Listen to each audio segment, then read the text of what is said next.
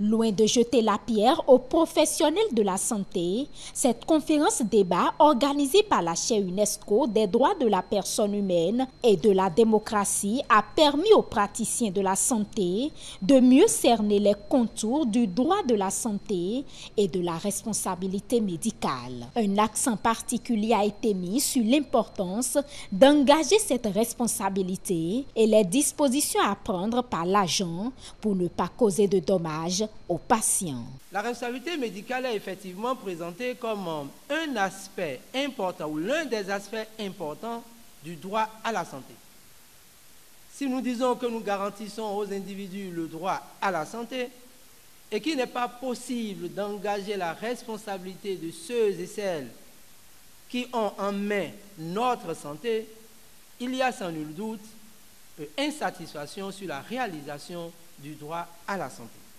Elle est perçue comme, je cite, l'obligation pesant sur tout praticien et tout établissement de soins de santé de réparer le dommage causé à l'occasion de l'exécution du contrat de soins.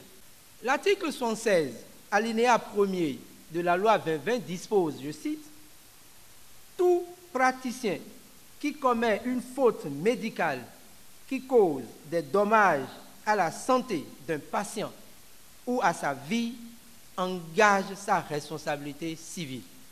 Selon le titulaire de la chaire UNESCO, professeur Samson Igor Bidosesi-Gedegbe, la donne a changé. La question de la responsabilité se pose et se posera désormais avec acuité. Aujourd'hui, le patient ne considère plus le médecin comme l'homme providentiel.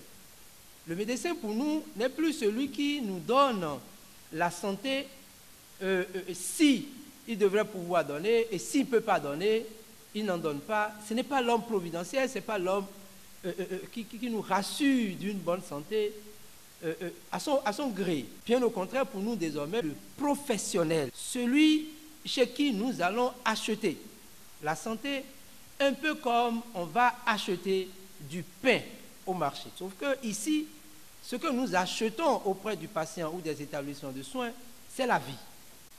Nous achetons les services médicaux de qualité. Les patients aussi ont de plus en plus l'information sur les progrès professionnels. Plusieurs textes de loi sont en vigueur au Bénin pour davantage défendre les patients. Les praticiens sont donc tenus de souscrire à des assurances pour répondre en cas de dommages causés aux citoyens. Qui peut poursuivre? Le patient peut poursuivre, ou tout membre de sa famille, tout praticien exerçant une profession de la santé doit souscrire une assurance garantissant sa responsabilité civile. C'est clair.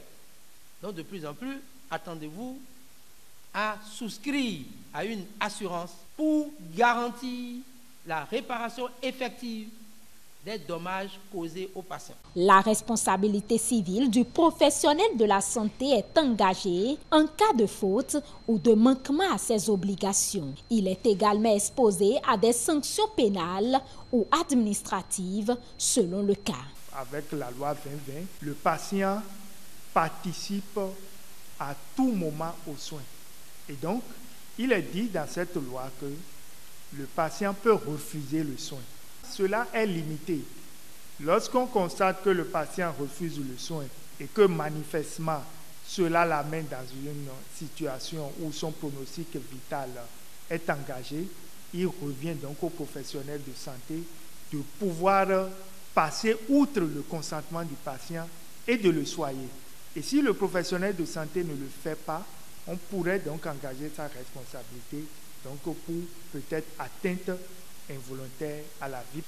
Mais il y a également les infractions en matière des dispositions relatives à l'interruption volontaire de grossesse. Il y a deux types de poursuites disciplinaires.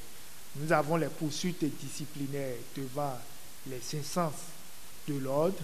On peut engager des poursuites disciplinaires devant donc la commission administrative paritaire. Donc vous comprenez que la charge qui pèse sur le médecin est une lourde charge. Pour finir, les conférenciers soulignent que le médecin doit savoir que sa responsabilité va être de plus en plus engagée. Il doit donc faire attention dans l'exercice de sa fonction.